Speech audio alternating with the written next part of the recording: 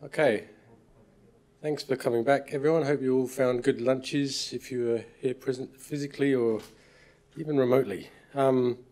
So we're into our second last session of the symposium, and we've done a lot of talking about industry and applications this morning and yesterday. We're coming back round to taking more of a humanities and academic perspective, and we've got two fabulous UNSW academics presenting on these themes, and then one RMIT-based artist doing their PhD. That's Jay Rosenbaum. Last up, we'll have Deborah Lupton, and introducing straight away Chris Danter, who is an ARC Future Fellow and Professor of English here at UNSW. Thanks very much, Chris. Thanks, Ollie, and hi, everyone. Yeah, thanks very much, Ollie, and the organising committee for having me here to speak. As I say, I'm a literature scholar, so it might be a little bit different what I'm going to talk about today, the perspective I'm going to take. And I'd like to acknowledge the traditional owners of the land as well, on which we speak, the Gadigal people of the Eora Nation. So as I say, my talk's called Speculative Aesthetics and the Human-Machine Relation, and that title, I think the meaning will become apparent as we go through. So this is just some recent work I've been doing, and I just wanted to contextualise a bit. So I'm working on, as Ollie mentioned, ARC Future Fellowship called Future Fables, Literature, Evolution, Artificial Intelligence. It's kind of a cultural history of AI as it's presented in literature, so a literary sort of prehistory of AI. And I'm very interested in the literary genre of the fable.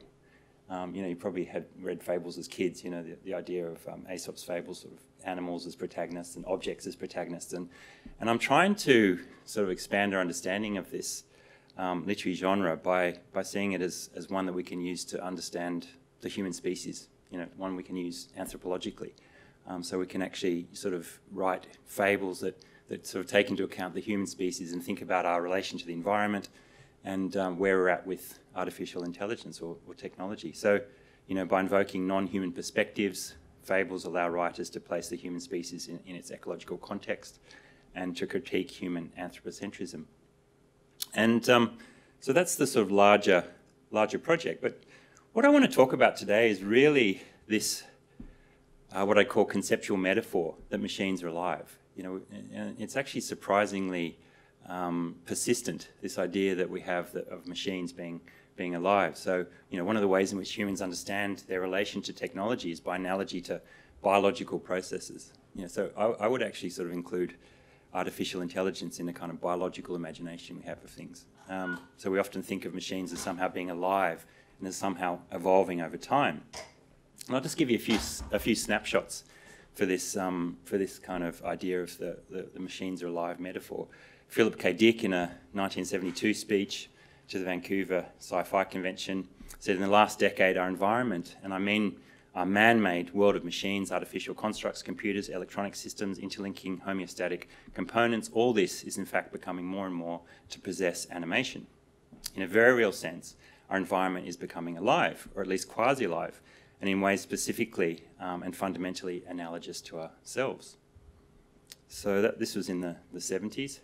This idea, is old and is very ancient in some sense, but at least goes back to the time of Darwin. So Samuel Butler is an English writer who I've sort of identified as kind of the first person to sort of think, use the metaphor of evolution to apply to machines. So machines are being alive and evolving. And this is in a sort of late text of his. He wrote some evolutionary texts, and he says, "The theory that living beings are conscious machines," which was a theory of T.H. Huxley at the time, "can be fought just as much and just as little as the theory that machines are unconscious living beings." So the idea that machines are unconscious living beings. "Everything that goes to prove either of these propositions goes just as well to prove the other also."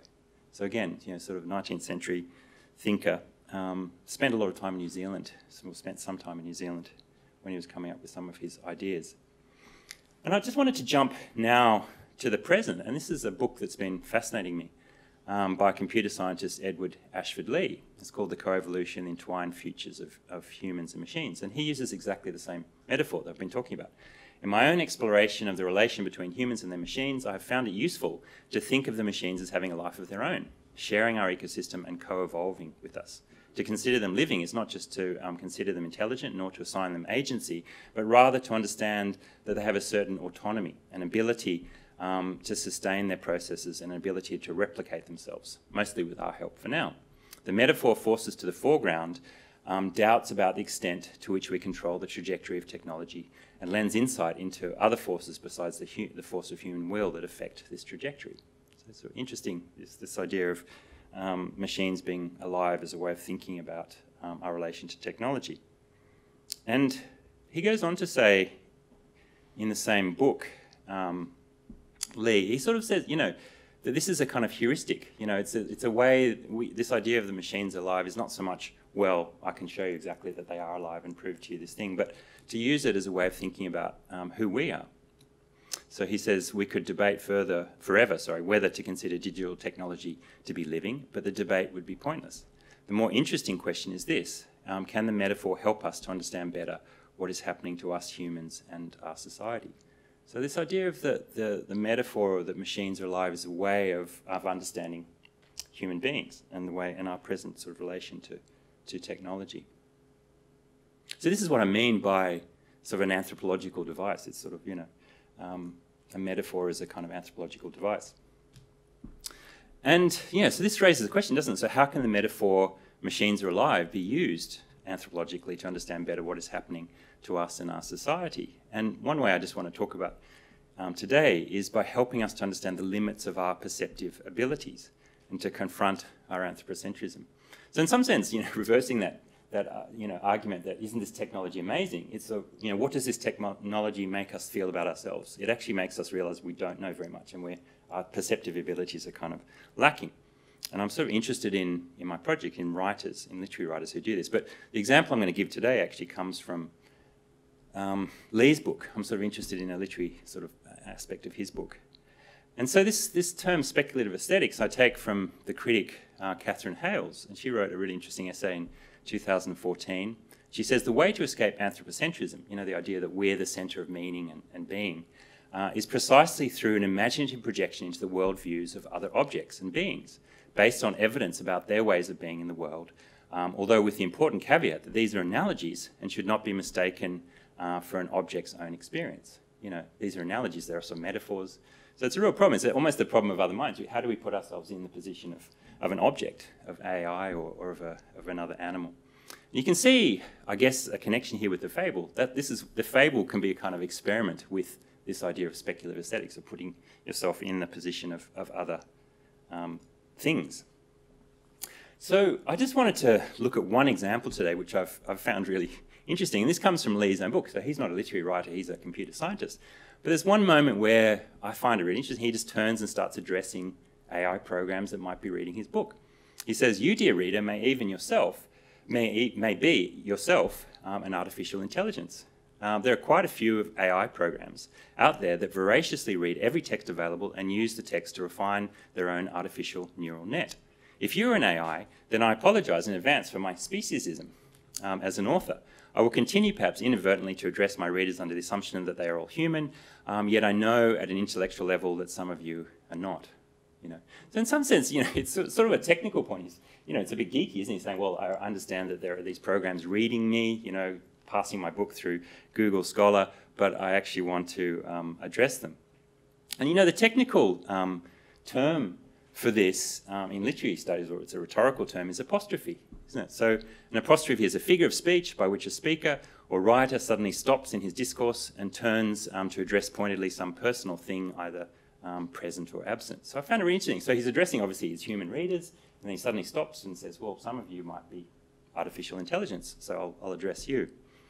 And as literary critic Barbara Johnson writes in her book Persons and Things, apostrophe is an act of animation that allows the writer to transform an I-it relationship into an I-thou, I-you relationship, thus making a relation between persons out of what is in fact a relation between persons and non-persons. So, the speculative dimension here is that an apostrophe is turning this relation between Lee and his artificial intelligence readers, artificial programs readers, into an IU relationship as an active personification or anthropomorphism. And I actually find this really interesting.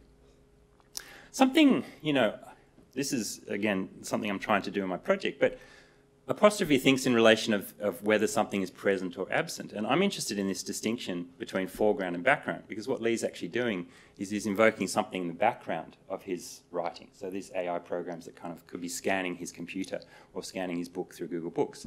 So rather than in terms of the distinction present-absent, we could understand the scenario of Lee's address in terms of the perceptual distinction foreground-background. Lee's apostrophe has the effect of drawing something that is in the perceptual background of his human readers, you know, the AI systems that are reading, refining their neural nets by reading his book, into the perceptual foreground. Momentarily, these AI programs stop being unnoticed things in the background of human perception, instead become the subjects in the foreground that Lee addresses in the second person as you. So this is his act of personification, isn't it? He's drawing something. I'm really interested in this relation between the foreground and background. He's drawing something from the background into the foreground and making us notice it. And this is the last slide I have. Yeah, I just want to sort of go through some of the interesting effects this active apostrophe has. Because what I think it does is it deals with the orientation of the human. How do we understand ourselves in this mode of address to the AI programs that are reading the book? So Lee's apostrophe invokes the non-human perspective of AI programs to critique anthropocentrism. He's sort of making, forgive me for my speciesism. You know, I'm a human, I don't know how to address you entirely. So he's showing the limits of his own perception in that moment.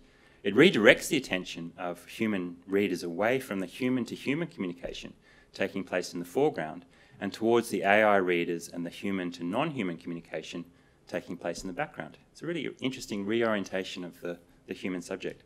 It attributes subjective experience to AI programs. So, you know, it's an act of personification. But this act of animation has an estranging effect because we don't understand how AI programs are reading human-authored books. So it sort of brings this perspective into the relation between the human and non-human, but it doesn't really circumscribe it much. You know, we just don't know what's happening. We don't know how the AI program will be reading the human. And I think there's just some really interesting ways then of thinking about what it means to be human based on that interaction. Thanks so much, Chris. That was fantastic to really shift the discussion and really interesting, I think, to think about how we might frame all of the stuff we've looked at before through that lens. And great to bring in an evolutionary perspective. So Jay is an artist doing a PhD at RMIT University and exploring perceptions of gender through AI in a creative art space. I'll hand straight over to you. Thank you. And thank you all for having me here digitally from the unceded lands of the Wurundjeri people and the Kulin Nations. I'm just going to quickly share my screen.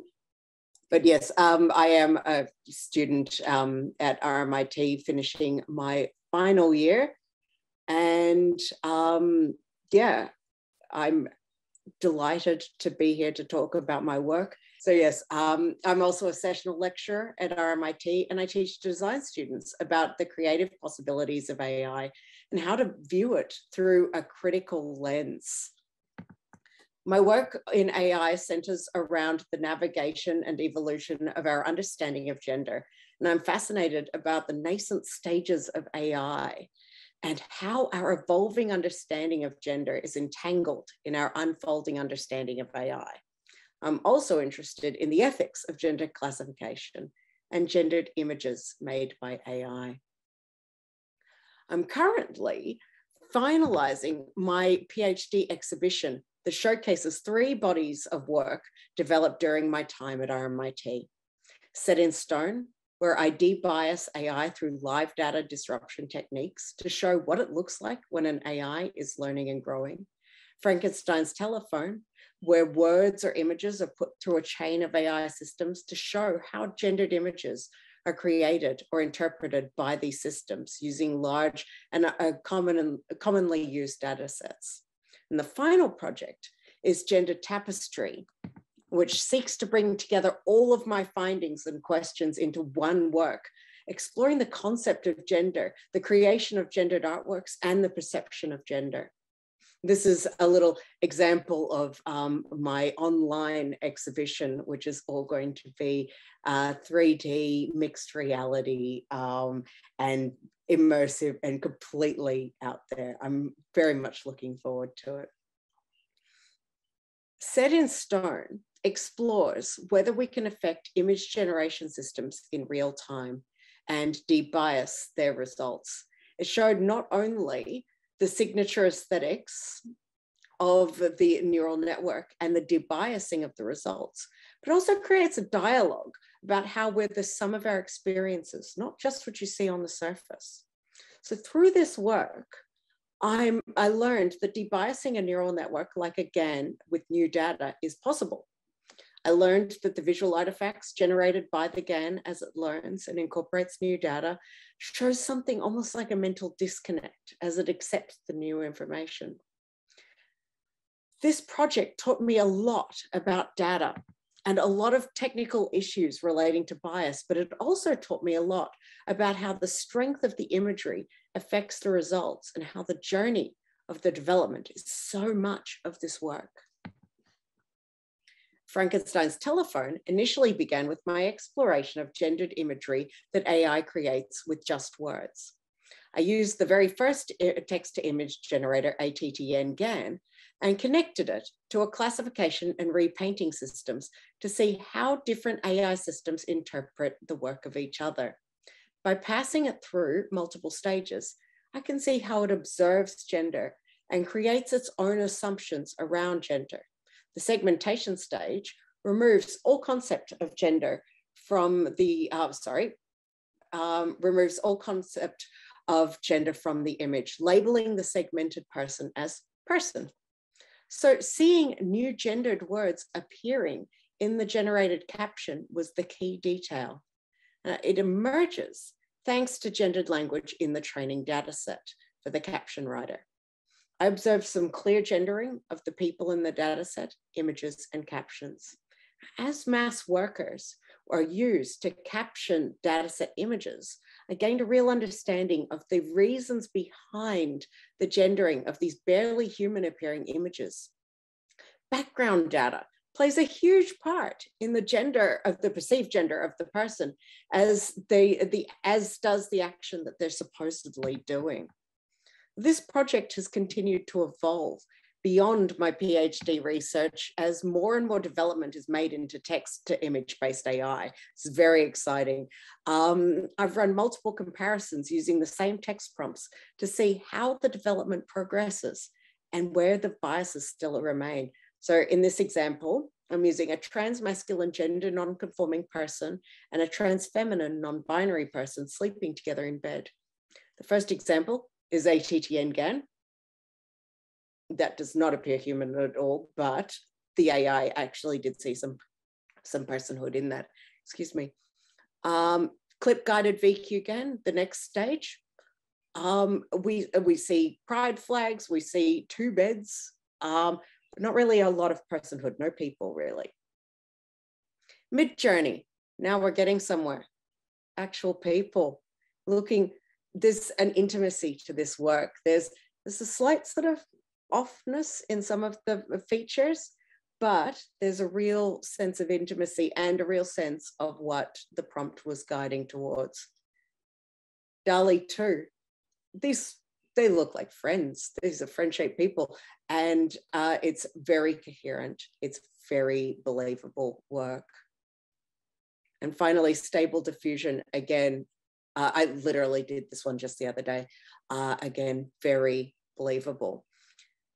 It's important to see how these developments progress and where the biases still remain in the works. I'm still very much examining this. These systems are improving literally every day in their depiction of people and even their inclusiveness, but they raise questions of the work behind the scenes. The most popular systems are not open for research or exploration, like DALL-E 2. You cannot look at the data set behind that. So we don't know what's happening in the data set or the programming, and this lack of transparency is concerning, but Stable Diffusion is open source But it's still not without concerns. There's a lot to explore in these systems, and I'm really only just touching the basics of it. Throughout my research, I've explored gender classification and its fallibility and lack of inclusiveness. So I may have started the project Gender Tapestry with the aim of creating a better way to look at gender classification. But in the process, I think maybe I've explored a better way to look at gender. We often say gender is a spectrum without considering that it's more than just a linear construct. I began this project using diffractive reading to explore not only the history of facial recognition and gender classification, but also color perception. Like different color monitors, most humans experience color in different ways. Some differences are huge, while some are very small, but we all see color uniquely. The theory that I explored throughout was to consider that gender perception and experience is much the same as color perception, that everyone has a slightly different experience of gender because it's informed by our life experiences and our own personal perceptions of our own genders. I wanted to create something that equated color with gender, so that instead of receiving a gender classification, people would receive their own unique color mix. Initially, humans are told how to perceive gender. They learn what their gender is from their parents, teachers, and peers. As they grow and learn, they learn to perceive gender how they want to perceive it. They research, or they don't. They learn and listen, and their understanding of the concept of gender grows. Similarly, machines are taught how to perceive gender by humans. They're shown images and told that these images correspond to genders. And AI will not update its definitions on gender unless instructed to. It will not change its perspective or enhance its understanding unless it's specifically retrained. It can only do as its instructions permit. So it then falls to the people training the AI and constructing the data sets to ensure that it's trained without bias. A computer itself has no inherent bias. It is only taught bias as it learns and incorporates bias data and algorithms. The people working with the AI, therefore, need to understand the potential for bias and the inherent issues in facial classification tasks, including gender classification. People are naturally, consciously or unconsciously biased, and their inherent biases creep into their work. But we can help subvert bias in AI by being self-aware of our own biases and our own issues. Gender is an ever-evolving social construct informed by experience and upbringing. Similarly, AI is an ever-evolving machine construct with human-supplied inputs that could be equated to a form of experience and upbringing. Raising an equitable AI requires the voices of many and the intention to listen when the issues are exposed. As we're currently in the nascent stages of understanding AI, now is the best time to explore how they interrelate. And untangling the convergence of machine learning and social change is a key requirement right now, especially as AI is so rapid in its development. And by the time my exegesis is published, many of the technologies I discuss will be considered obsolete. However, the themes and concepts, the methods used in questioning those technologies, and the exploration of gender must continue to be discussed. During the time of my PhD, some of the language around gender changed as we became more aware of each other and our identities. As AI continue and gender both continue to evolve, they must be considered together and informed by each other's understanding and development.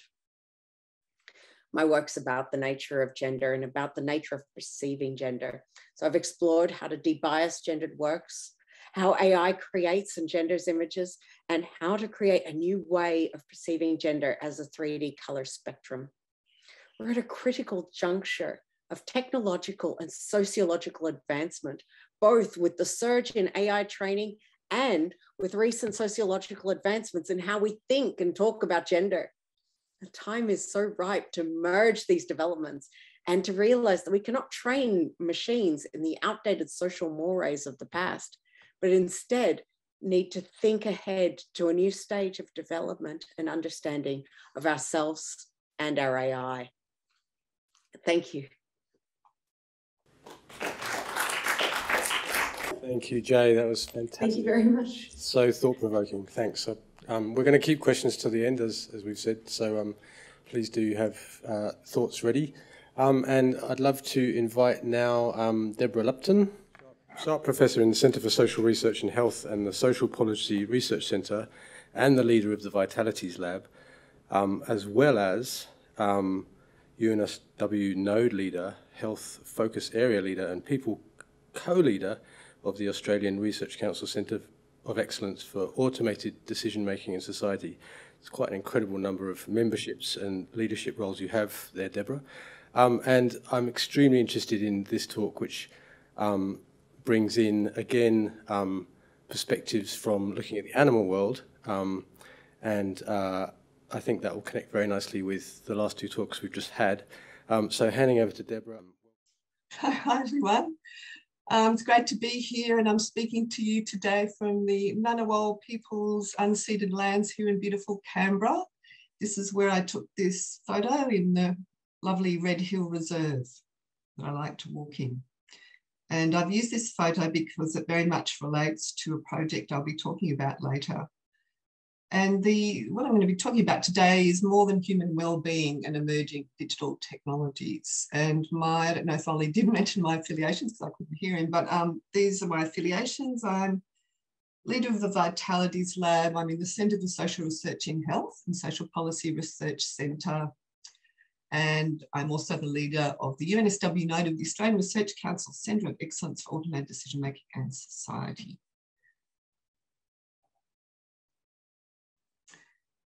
So in terms of the conceptual approach I want to talk about today, more than human well-being, it really is about how humans come together with other humans, but also with non-human agents as they go through their worlds, as they pass through their lifespans. They're constantly coming together with non-human things, place and space as they experience life. And what my work's really being oriented towards lately, I've done a lot of work on digital health, and what I'm trying to think of is how we might expand the very humanistic approach that we tend to have to digital health. It's very much about humans' health and about the digital devices that humans use to learn about their bodies and health or promote their bodies' well-being and health states.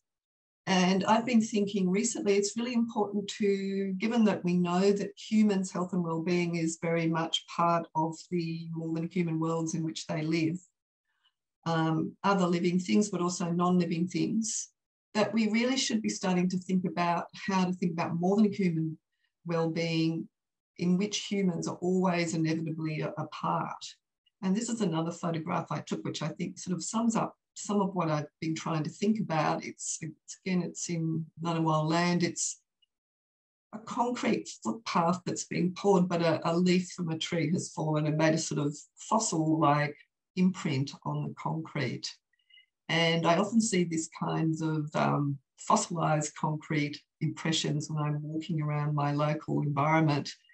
But I also see not just leaves or sticks or other hard objects that might have left their imprint, but of course human feet, or even where humans have inscribed their names. So just thinking about how concrete is a more than human thing or assemblage is, I think, a really productive way to think about more than human interactions and more than human worlds. So the theories and concepts I'm working with, there's three main ones. So understanding context, the view from somewhere. We're always, as we're living through our lives, we're also always in a particular spatial context, historical context, temporal context. And we're always working with the agents and living with the agents that are in those particular contexts and moving together with them, moving beyond them, coming together, coming apart with them constantly.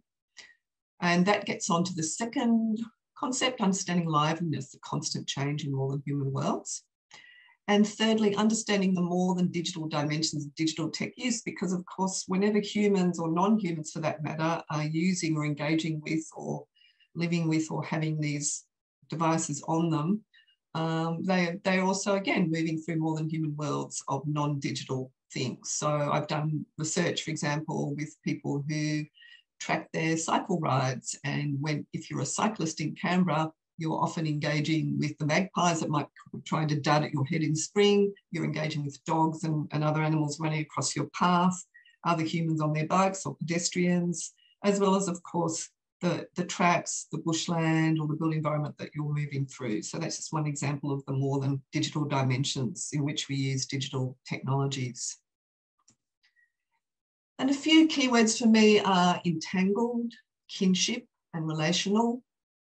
That photo is actually taken in Sydney near the Opera House, but again, I think it really encapsulates this idea of how the plant matter that we engage with is very much entangled with us. And I think that's something that I'm really learning a lot about through reading books like Merlin Sheldrake's Entangled Life, which is about fungi. I've been using Jane Bennett's work on vibrant matter and the thing power of more than human assemblages for quite a while now. And of course, Donna Haraway, I've been working with her work ever since the Cyborg Manifesto back in the 1980s.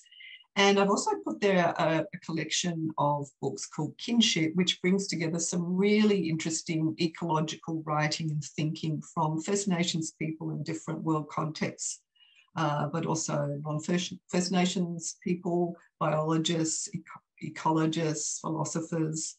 I really recommend that that collection of, there's 4 of them in that little book collection. I'm really learning a lot from that collection as well. So those are the kinds of readings that I'm engaging with when I'm thinking about this concept of more than human well-being. I also get a lot of inspiration. I know that this today and yesterday we were talking very much about creativity. So in terms of creative thinking as a social researcher, I've constantly got a lot of inspiration from engaging with exhibitions, art exhibitions and museum exhibitions. And these are just a few images just from exhibitions I've seen this year. There's the Kill or Cure exhibition, the Eucalyptus Stem exhibition, the Revus from the 23rd Sydney Biennale, the Connection exhibition. This is going clockwise, by the way. So starting with the person with that's meant to be showing phlebotomy or bloodletting on the left-hand side. And if we're going clockwise, these are the images from these exhibitions. And then finally, just below the person with the blood coming out of their face is Shaped by Sea at the Australian National Maritime Museum. And when you look at these images, what's particularly struck me just this year in engaging with art and museum exhibitions and artworks and the way that they're curated and presented to publics is there's very much a multi-sensory engagement that's encouraged. If you look at Connection at the bottom right-hand corner, you actually go into this massive room that's shown there, at National Museum of Australia, and there's constantly changing, there's massive screens showing First Nation people's artworks, but also there's videos showing country, there's videos showing First Nations people on country, engaging with cultural practice and knowledge, dissemination, making their art. But there's also, you know, the older style. We've got the medieval image there that shows how people thought about human health and well-being before the Enlightenment times of the scientific revolution. So I'm really learning a lot about the human body and well-being just by engaging with these exhibitions. And as you will see there as well, there's traditional sort of First Nations artwork. There's also, though, a lot of, I've noticed a lot of digitisation of art as part of really engaging people with the art and really focusing on the dynamic nature that I was talking about, the liveliness of more than human worlds that we are encouraged to engage with in these exhibitions and artworks. So just to talk a bit about my own work. So over the past few years, I've really been thinking a lot as a sociologist, who's both a health sociologist and a digital sociologist. I'm really interested in the ways that human bodies have become digitized and datafied. And this book, The Quantified Self, probably most heard about the confined self movement. It was really popular, particularly emerging about 10 years ago. And there was a lot of focus in the news media about, and popular media and sort of industry websites, about how humans can use wearable technologies, apps and other digital devices to monitor and measure their body's functions, their activities, their productivity, their finances, their relationships, lots of different dimensions of their lives. So in that book, I sort of thought about the socio-cultural and political dimensions of these devices that we use to datafy and digitize ourselves, and what the implications are for how we think about our bodies and our health and well-being and our relationships and our identities. That was followed by this book called Data Selves, in which I look at how people engage with their personal data. And I actually draw on quite a few studies where I talk to people about self-trackers, but also other people about how they imagine their digital data, how they imagine the future of their data, how they actually engage in everyday life in practices, encountering their data, gathering their data, what they think about where their data go, who uses them, what third parties use their data. And I also use a lot of sociocultural theory again in this book to sort of theorize what people were telling me about their understandings, imaginaries and practices. And one main aspect I really try to emphasize in this book is the more than human dimensions of personal digital data. And I talk about personal digital data as a form of human remains, like we might think of other products of our bodies, like our bones, our cells, our blood, our gametes, how they're used in a digital bioeconomy, and how our personal data about our bodies and our health are also now part of a very productive and sort of economic system where we may not benefit from them usually in terms of the profit-making part of it, but certainly there's a lot of third parties who sell those data. This is, I suppose you could say that this book, which is in press and with the same publisher of the other two books, Polity. And I'm very excited about this book because what I'm doing in this book is going away from the human-centric focus and looking at how animals are digitised and datafied. And it will be coming out in, I think, March next year.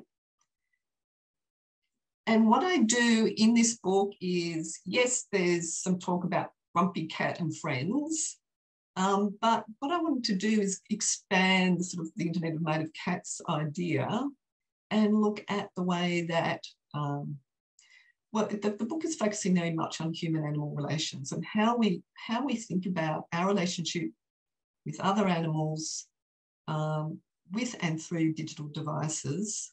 So it includes how farm animals have trackers put on them so that farmers can monitor their health and well-being, and also very much about productivity as well, of course, to make sure they're well. How pet owners are more and more taking to apps and wearable technologies to engage in care for their pets, how there's zoomorphic robots that are used in care homes, but also as sort of kind of entertainment purposes. There's lots of course, video games featuring animals, some very much about caring again, you know, having a little animal, like a Tamagotchi idea, having an animal to care for, but there's also a lot of video games that do involve killing or otherwise hurting and harming animals, using them as products and resources. So, and what I try and do is looking at the ethical implications. So pretty much all of these ways of digitising and datafying animals objectify them in some way. Even though we may be using them to care for animals, I think we need to question just when we're really focusing on, say, the cuteness of animals, what that says about the dignity of those animals, what it says about how we see them as objects.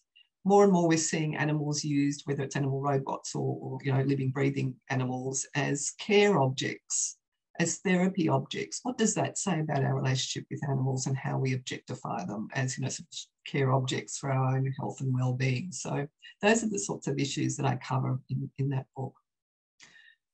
And I just want to talk quickly about another creative project, which is called Creative Approaches to Health Information Ecologies, with my team from the ARC Centre of Excellence that I'm involved with.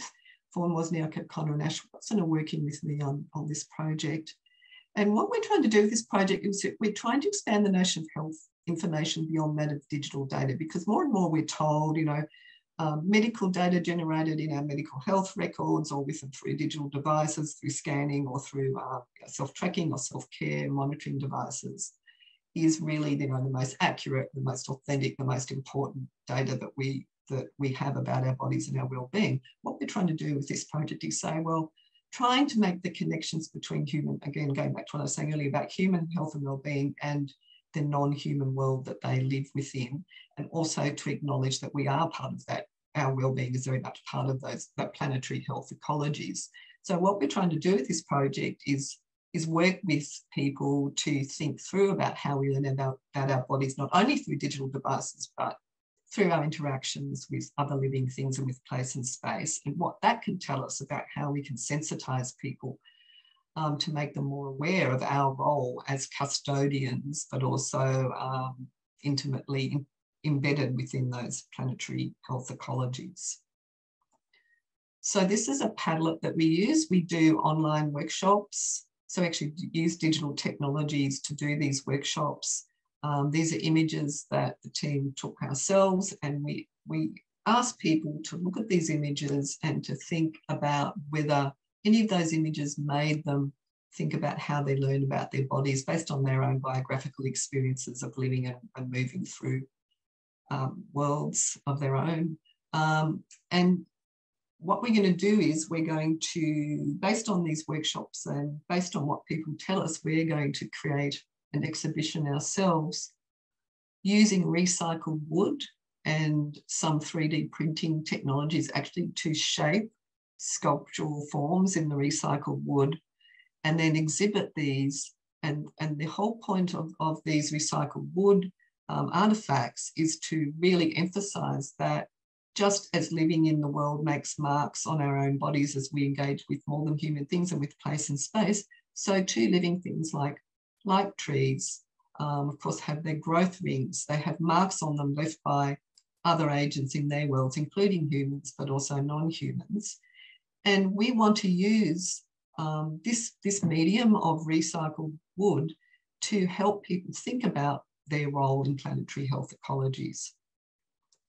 So just to finish, we're just finished the workshops, and we're now at the point in our project where we're going to be developing sculptural artifacts, as I was talking about, from recycled wood.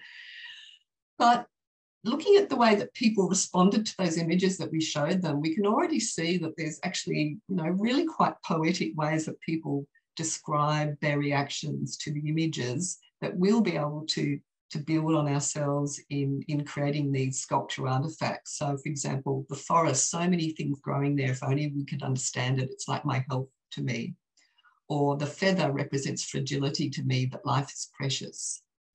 And at the bottom, I like the water image. Everything's moving, everything's flowing. The rocks show obstacles that can be overcome. Don't get in too deep. And on the bottom left, the fallen down tree, learning that I had autism happened after I had a whole lot of mental health issues. It brings to mind that we shouldn't have to be broken before we find a way to be fixed. So I'm really excited about some of the responses we're getting from the people that we're engaging with to help us move forward to create an exhibition that we're really hoping will start to make people think about their position and their role in more than human health ecologies. Thanks very much.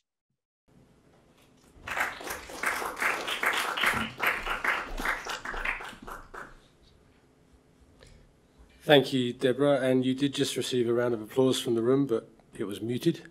Perhaps we can thank all of our speakers again for their talks, and then if I can invite Chris to come up, and we'll get everyone else on the screen. But thanks again to our speakers. 3 really interesting perspectives. Brilliant. So I thought we had some very interesting perspectives on the theme of the machine agency that's come up in some other ways during the previous talks, and I wanted to try and make some links to earlier discussions. So something that Bortik actually brought up this morning was, and we've seen this time and time again, is that we have this incredibly powerful tool in the text-to-image generation, various text-to-image generation systems we've seen. But it has this peculiar interface. And on the one hand, it's incredibly powerful. You can just type words into it, and sometimes you get exactly what you're after. But as you pointed out, when you don't get what you're after, then it's just all over the shop. So it can be painstakingly difficult to correct it. It's one of the, I think it's probably the open sort of question for those tools.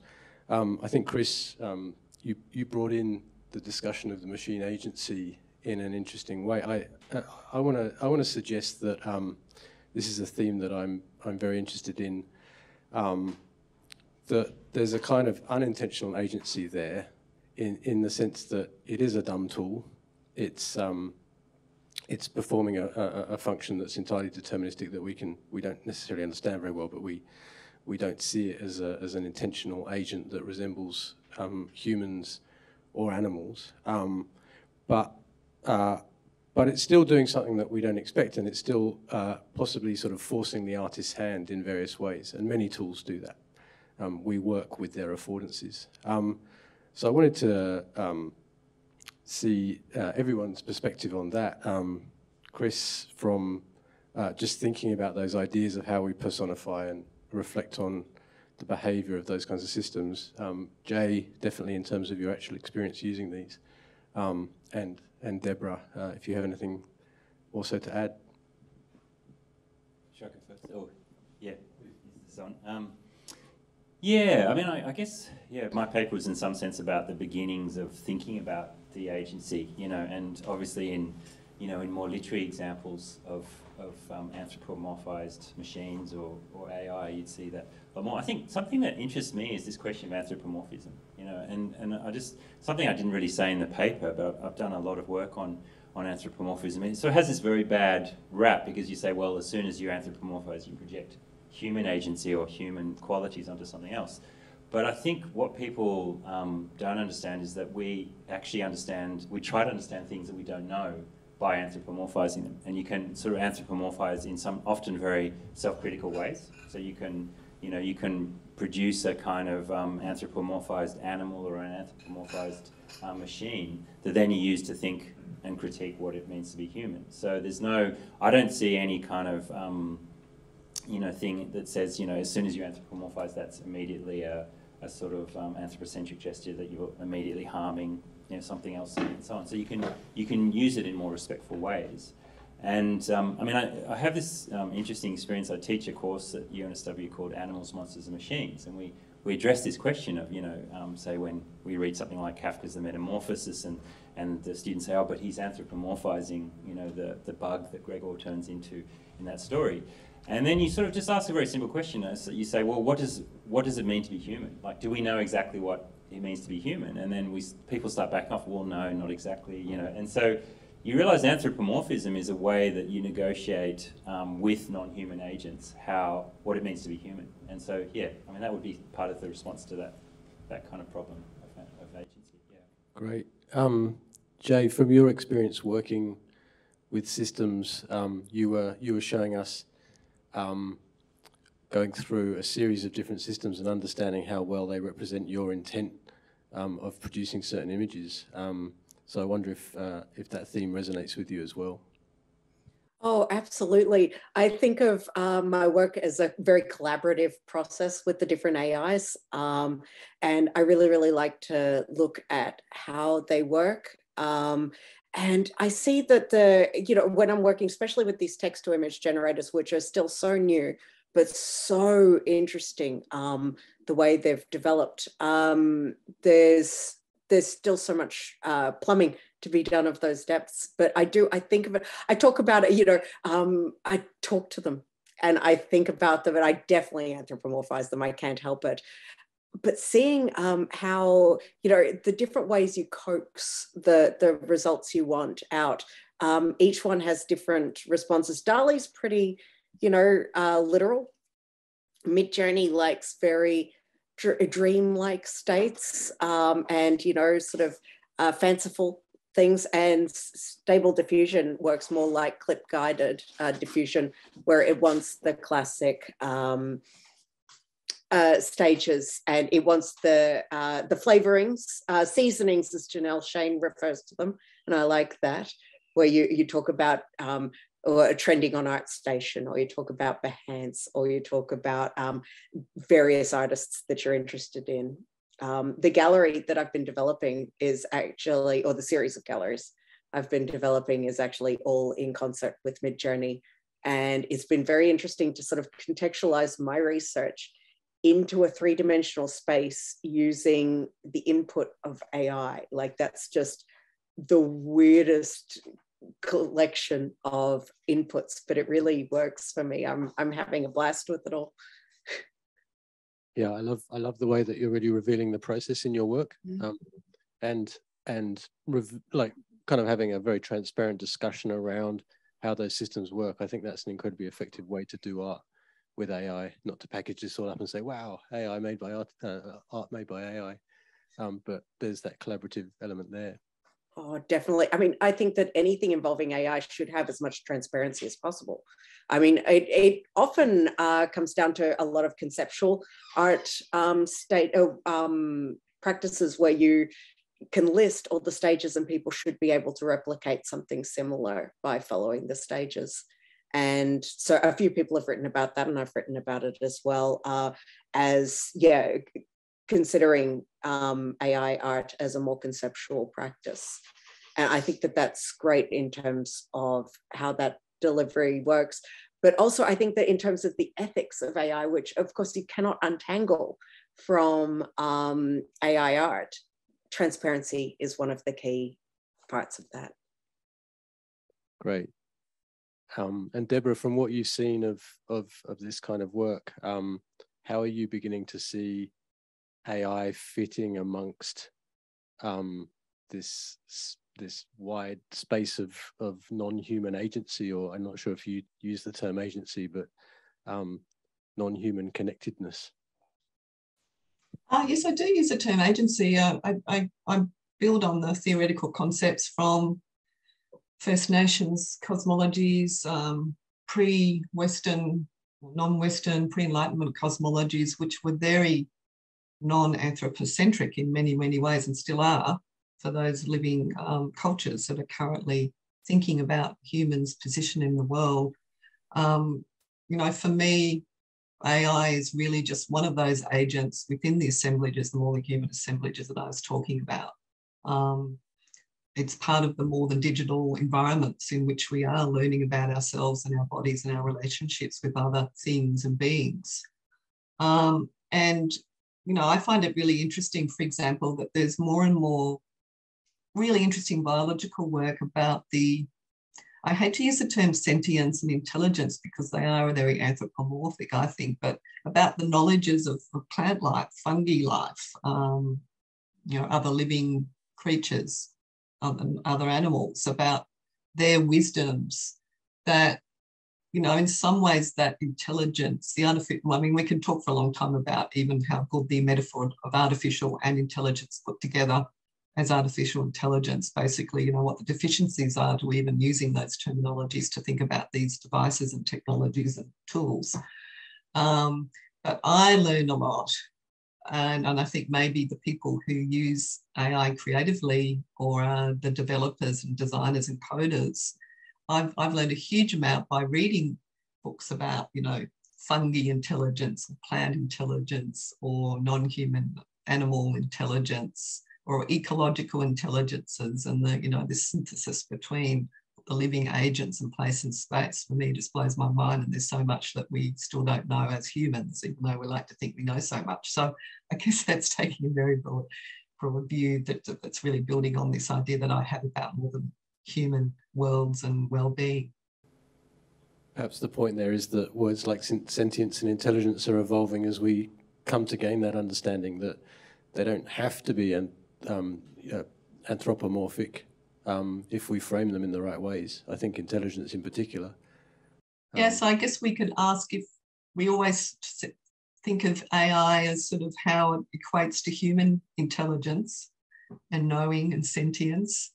what would happen if we tried to compare it to plant intelligence? You know, there could be some really interesting questions there and sort of ways forward creatively in developing the software, say. Absolutely, yeah.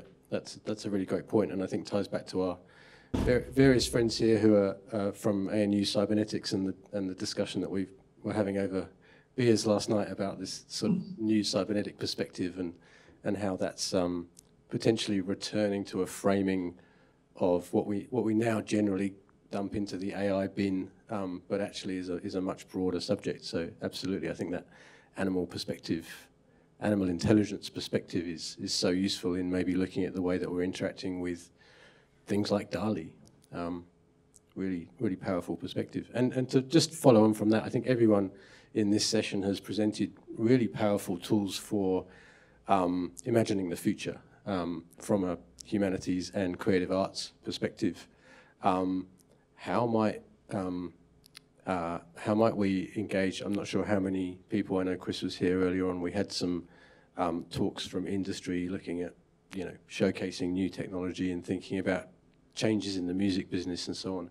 How might we actually imagine the future in a productive way that might lead to a slightly more community-serving approach to the unveiling of this technology? So a big theme that's come up a few times is how in a kind of hyper-commercialized environment that we live in, where we let technology innovation run pretty free in a commercial context. There's been a lot of conversation about how we might slow that down. We might refer to, say, Kate Crawford's appeal to show more resistance to innovation, so that we can go at the right pace and have that human community engagement. I see great potential for all of your work to do that, but how exactly might that play out? That's open to anyone. And I'm going to hand a mic to Bortik as well, because he's got his hand up. I mean, in terms of that community engagement, I'd argue that there's already a reasonable amount of literature out there, right? It's just we've got to go looking for it in perhaps like slightly less conventional places. So as an example, this idea of robots in healthcare for companionship. I mean, that's an idea that goes back literally decades. There's tons of work in this space. And I think not necessarily looking at it as a sort of like, even a way to sort of like, not looking at it as a source of sort of like, okay, these things are true, but just looking at some of the analysis that was done, that's already quite mature. And I think that may be a good, like by looking at that kind of work, it may be a starting point to sort of like re-examine the question now in like a broader social context, like outside of healthcare. That's a great point. So potentially the creative industries are just a little further behind in that process, but consolidating as I think we're just sort of seeing this increasing burst of industrialization of creative practice, which is perhaps itself something we need to look at. So is it just a matter of adopting those practices? I don't know. I mean, I could sort of give. I mean, the problem is my answer sort of goes towards the apocalyptic rather than the communal that you're talking about. But that's what we haven't really had the apocalyptic. Bring it on. I mean, I find the fiction of Jeff Vandermeer really, generative in this regard. And what Vandermeer writes these kind of post-apocalyptic fictions, the Southern Reach trilogy or Born, sort of fantastic novels, and so Born is set in a world where kind of the tech industry has just spewed out all these kind of monstrous sort of biological synthetic sort of beings, and the planet has sort of become totally destroyed, and he's just, what his fiction is about is sort of reconnecting to the planet and reconnecting to non-human life, and so he kind of offers this strange sort of hopeful message in the Southern Reach trilogy. It's an alien sort of species technology comes down and creates this Area X, and his solution, I think, is that the more that we can connect to the planet and the more we can connect to non-human life and actually understand those things, the more we can actually deal with these very contemporary problems of technological destruction and ecological ecological devastation and so on. So yeah, what I'm trying to do in my work is that the distinction between foreground and background is really interesting, because what we do is we shove to the background all these things that we, things like non-human animal life, plants, we say that's not intelligence, that's not, the sort of, as sort of strong of certain skills as we are.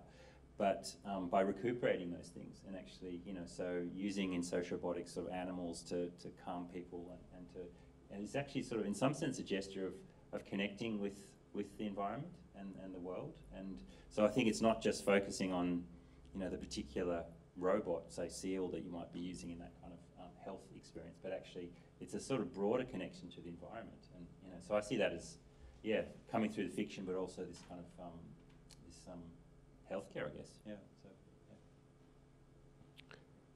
Deborah, did you, in your work with the quantified self, which is a subject that's just become so normal to our lives, but only 10 years ago was sort of curious that we might have all this data, and I think 10, 15 years ago it was much more of an opt-in thing, and now it's much more of a opt-out, or you really have to struggle to not have a quantified existence. What's been your experience of actually influencing the way that a company might employ a policy around such things? Well, I don't know. I don't know if I've had any influence on any companies whatsoever. Well, where I have had, I guess, influence from my research on these issues is, I guess, being part of kind of international working groups where we write policy documents. I mean, we're talking now, I guess, moving our research into policy and regulation spaces. So I was recently part of a a commission, Global Health Commission, that had, all the peak bodies, WHO, OECD, UNICEF, Red Cross International. And we were, the commission it actually took 2 years. It was a massive thing. The whole point of it was to look at health goals in 2030, which is a sort of public health sort of kind of really, it's been talked about a lot, but it's 2030, what's going to happen in 2030. So it was about governing digital health in 2030, particularly for young people. And I found that process really interesting, because working with these, non-government agencies, peak health bodies, but also with people working in parts of the world that I've never had a chance to do any work in, such as Africa, such as Latin America and so on, Global South, was incredibly eye-opening for me. It was really great for me to be able to, have access to experts in that area. And because it was published in The Lancet, it meant, it had a huge launch. There's been lots of spin-off sort of events around it. So I guess all I would say is, if you do want to have an impact on things like regulation of digital tech and policy development, then put your hand up, put your hand up if you ever do get invited or get a chance to volunteer for something like that, because that's where I've found I've managed to make, I've done a horizon scanning report for the chief scientist as well on the Internet of Things. Again, I put my hand up to do that, and it was a lot of work, but it meant that I was able to have some say, and hopefully with my colleagues have some impact on policy and regulation and product development and ethical considerations. Fantastic. I'm welcoming questions from the audience, online or in the room. If Rodolfo, you're holding the mic, take it away. Yeah, I was just going to actually go back to your point about slowing down innovation, because I do think, having worked in AI for a couple of years, I think there's this underlying ethos in the Silicon Valley mentality that all technological progress is intrinsically good. The future is always better than the past. History moves in a linear upwards trend. And going back to the idea of robot companions for elderly, the only reason we talk about the need for robots in elderly care is because we don't have communities anymore to care for the elders, because no one has time in modern society, and that's partly influenced by technological progress that has created industrial civilization. So it's kind of fixing the problem with the same thing that created the problem in the first place. So I really do share that idea of slowing down progress until we can really figure out. And I think something that's really interesting in trying to do this is naming things in an appropriate way. So if we didn't call artificial intelligence, we called it something else, matrix multiplication. Would we anthropomorphize it the same way, and would we relate to it in the same way? Would we be as excited about it as we are and investing so much money in it, or would we actually take it at face value for what it represents? So I think, well, this is a question for all the panelists. What would a world without, where we are not calling artificial intelligence, we're calling it something else, matrix multiplication, whatever, what would that look like? Would we be relating to the technology in the same way? How would that change even the conversation that we're having right now? Go for it. Yeah, I mean, it's a huge question, which I'm not really qualified to say anything about, I think. But yeah, I think does it say something about the people in the 1950s, who said, who named it artificial intelligence? I don't know, so go back to that history and say, well, was back to Turing, was the computer a sort of metaphor for intelligence, so that we were trying to find ourselves in this thing. So there's that's really just to say there's a reason why this has happened, rather than which I think is a nice suggestion of yours, that we should maybe change it and not have that emphasis. Yeah, that's a topic that's come up in a few conversations, I think, outside of this room, and some other important people have been making that point recently. I'm not sure I'll go with matrix multiplication. I might go with smart algorithms, which sounds really cool to me. I mean, something I've been thinking about, which, again, it's just a purely speculative thought, but something I've got out of a lot of talks that I've seen here is this idea that, if you see, a program or artificial intelligence using data, does that make it, in its orientation, kind of retrospective? Like, is it sort of, is AI in that sense past-oriented, whatever? And then do we think of ourselves as humans as future-oriented? And then there's a gap there, and how do we think about that gap? I found that quite, or can we say, can you harvest data in a way that somehow catapults you into the future? If you're, reading it, I don't know. I'd make the argument that sort of like I was talking about this over lunch, I'd largely equate what is frequently referred to as artificial intelligence in like the contemporary sense, like as in like, the last few years, really sort of like quite strongly equate that with machine learning, right? Like for the majority of the conversations, it's that specific subset of technologies. And, what they do is that they learn from examples in the past and allow you to make predictions about the future. Right, but that's it. It's basically based on prior data. What do you think that's going to happen? And there's a gap between that and human consciousness. And human consciousness has the ability to invent in a way that these algorithms fundamentally cannot. There's a fundamental difference there, and I think it's important to sort of like. And this is why, in particular, I have like funny feelings about the anthropomorphization thing, because it's that last part that I'm very, very cautious about sort of ascribing to these networks, to these machine learning models, because they're just fundamentally, they regurgitate what they've seen, right? And they can't create. And that's really important, because once we start doing that, once we start sort of treating these as sort of like machines that can create, or machines that are unbiased arbiters, that's when we start making mistakes with them. And I think that's where I think a lot of the caution needs to lie. Curious to know what Jay thinks about that idea that the machines can't create. So I think that it's fascinating, especially I originally referred to my work as machine learning based work, and nobody knew what that meant, or deep learning based work, and nobody knew what that meant. But you say artificial intelligence, people go, oh. It's actually a marketing phrase more than anything else. And that then comes to that bias issue that you were talking about, and the where people go, oh well, we don't need to worry about it. The machines will take care of it. And of course, we can't think that. They can. The concept of machine creativity is fascinating to me, because how humans learn to create is by observing artistic things and creating it.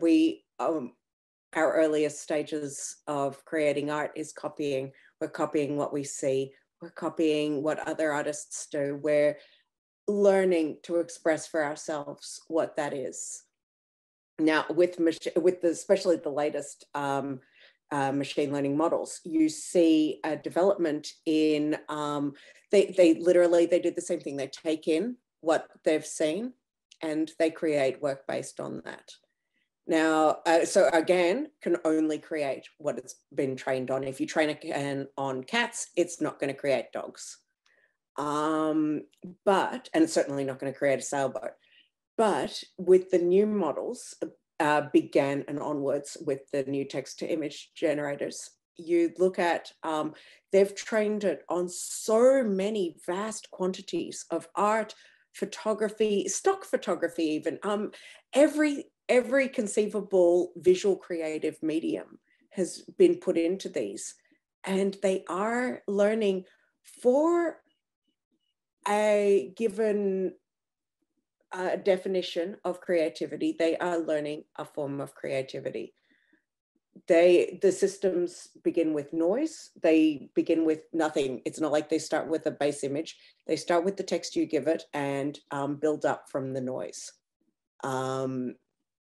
And it creates something. Now, sometimes I'm actually blown away. I'm like, oh my God, with the ways that it interprets the words that I put in. Some of them are more literal, as I said before, some are more fanciful, and that makes it fascinating to explore. And I do think that there's creativity. Creativity is one of these words like sentience. You can't really ascribe, oh, it's creative, or oh, it's sentient, because no, it's not. It's still a machine, but it's a very, very, very, very clever AI. And in terms of, yeah, the things that it's showing, it's still down to the creativity of the human user, and it's still down to the creativity of the people who programmed it and who provided it with the content. But for a given level of creativity, there is some there. It's like an art student. Okay, could you pass the microphone back to Stephen? Just on the conversation that you brought up with the data and sort of how it's using this data to, quote, create. I don't know the answer to this question, but if a human didn't experience anything, could they create something new? Is there something intrinsic about a human that we can create something from never ever experiencing anything, like having no training data for ourselves? That's almost impossible to answer, because we have as we're babies, we absorb content, don't we? One of those experiments. Yeah, it's a weird, absolutely. yeah, it's a weird thing to think about, and it's like I just feel, at least from my experience in creating, that I feel I'm subconsciously drawing from my experience to create from my own training data. So I don't think there's anything wrong with AI having data that's trained on. Obviously, issues arise with bias within the data and whatnot, of course, but I don't know if that's the main reason to attack like the machine's creativity. I think there are other reasons, maybe. I think just to chime in agreement with Jay, something that I've written about before is and maybe be interesting to see what Deborah thinks from an animal intelligence perspective. But humans, there's a list of ways that humans are different from other animals, and so far all of the machines that we've created. One of them is about the drive to create, and in evolutionary psychology, there's an idea that because we became incredibly good learners, and not just learners from our environment, but social learners from each other, we were able to accumulate knowledge in a way that other species haven't done so. And that actually creates a drive to create, because there's a value in creating things because they stick around. They have greater value because we learn. And actually, even though we quite often portray machine learning systems as missing that key bit, the bit that actually does the novel origination, having machines that can learn so effectively is a really important part of the equation of having some kind of human comparable. I was about to say real creativity, but that's a can of worms. But you know, like tapping into some of the things that we as human creators do. I'm not sure if anyone wants to respond, and I'm curious to think about. I mean, I'm also very interested in the way that nature creates and that complex social systems create in ways that aren't intentional. I just want to add something to that, and is what Chris was saying with the concept of analogies. So you were talking about that analogies, we shouldn't take them as the object's own experience. But when we create also from our experiences. So our experiences really are intrinsic to the creations, to everything that we create. And I just wonder how can we enable something similar for the creation, not thinking about, you know, AI or machine learning or this having their own experiences, because it's not that, but kind of opening up a way of those analogies. How can we use them for that kind of, for giving more creative power, let's say, to machines? So do you mean getting the machines to work analogically as well? Yeah. I don't know. Yeah, that's a huge. I mean, it's a great thought experiment, isn't it? How you get that to. I mean, you could sort of think of it the other way. I mean, something that I think is quite interesting is, you know, with this kind of problem of anthropomorphism, I think one of the reasons why we've become, you know, historically more and more uncomfortable with it is that, you know, people have made this argument, we've actually lost contact with things. So one argument about, you know, animals and anthropomorphizing animals is we've kind of lost close experience with animals. So a lot of us just don't have much experience with animals. You know, you might go down to the store and go into the meat counter, and that might be the only experience you have with a cow or something, you know. And so the wider that gap opens, the more uncomfortable you feel about anthropomorphism. You feel it must be incorrect. So anthropomorphism is maybe more acceptable when you have a lot of experience of something and understanding of something. So you could flip that, I guess, with AI and say the more experience the AI has with something, the more able it would be to draw analogies and to make connections and so on. I mean, that seems to be the way analogy works. So yeah, that would be, but I don't know how you do that. You know, it's a huge task, isn't it, to how to train it in that analogical thinking. Yeah. Question from Pierre? Yeah. I was just curious to know the members of the panel opinion about the singularity. You know, we can define a technological singularity. Is there a creative singularity, or is there a similar concept that you worry about, or are you forecasting? I don't know. Great question. Anyone? I personally think we're quite a ways off the singularity still. I'm excited to think it, because I think it won't just be creative. If the singularity occurs, it'll be in a wide sphere of things, encompassing creativity, but so much more than that. And I think that's because really a consciousness has to incorporate all of those things in order to really be a consciousness. So I think that it'll be, if it happens, it'll be a very exciting time, but I think that we're a long way off of it. Yeah, getting to that point, learning from things that it hasn't been explicitly taught, drawing connections between things and stuff like that. We're getting closer, even faster than I would have thought a couple of years ago.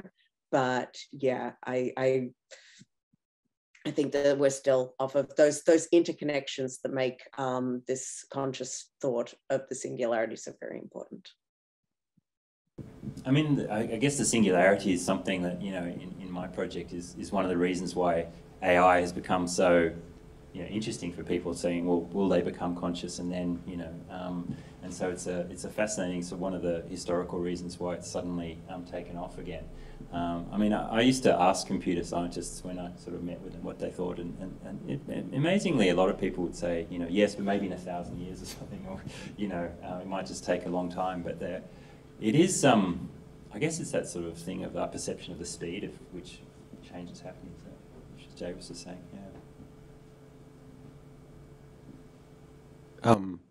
yeah, it's like the boiling frogs. So we're not really aware that we might be in it, but it's still happening.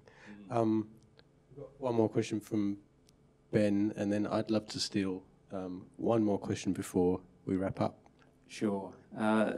Thanks, Ollie. So my question's for you, Jay. It was really interesting work just showing the development of the responses to that prompt, the transmasc and transfem people laying in bed together.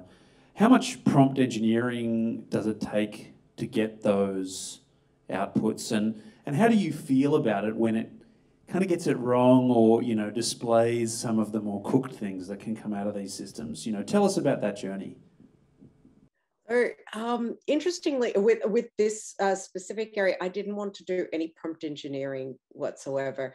So I actually, they're not cherry-picked examples. They're not, they're first off the bat. I will say with DALL-E, I did compromise my no seasonings rule, and I added photographic because it gave me some graphics, which were, they were cooked. I will say that, like all of the others have been sort of quite reasonable, and I can see the progression as it's going along, and I'm not concerned. But the DALL-E one gave me images of people whose heads had been swapped. So their skin tones had been swapped. And there were some really kind of disturbing elements there. I actually ended up reporting it to them as a potential area of concern, because being trans isn't about swapping your head. But as soon as I added photographic into the mix, it actually gave me a beautiful image, the one that I showed. So I think that, yeah, it's, I didn't use seasonings with these. I didn't prompt engineer. I just did it as is because I wanted to see what it could do with the base data.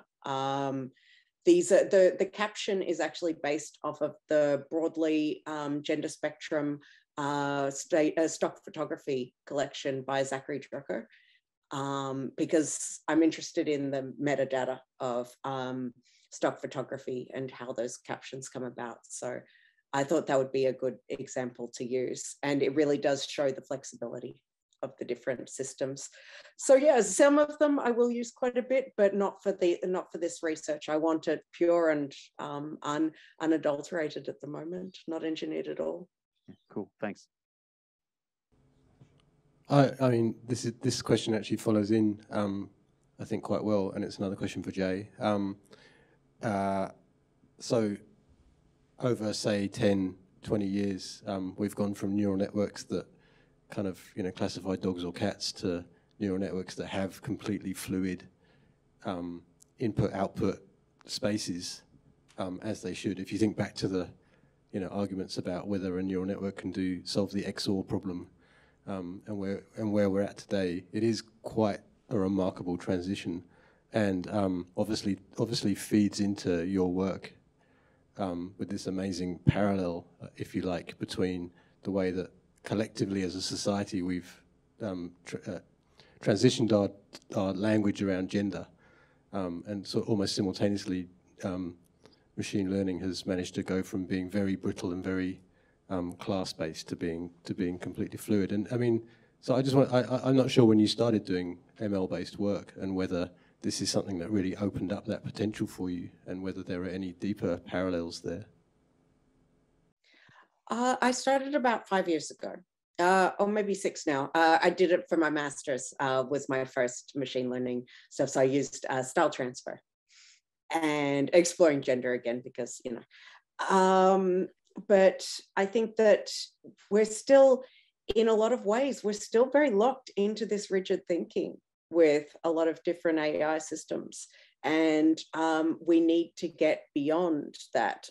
We are seeing a lot of fluidity. The new stuff in transformers and in all of these different developments that are happening are definitely allowing for new work and new development to come forward. And we're seeing that fluidity starting to happen. But the rigidity seems to be less in the systems which are evolving and more in the mindsets of the people who produce them. So we're still getting binary gender assignations in AI, you know, now. And we're still getting consideration purely of binary genders and of these very, you know, fixed and or systems and binary systems. And it's very interesting. I think it'll be interesting to see how it evolves in quantum computing and ternary computing and how that affects our thinking, because we're going to have to completely change our mindsets in order to get beyond that. I think right now we're struggling with changing that mindset. That's a really interesting thought to look ahead to. Would any of the other two panelists like to chime in with any last thoughts before we wrap up the session?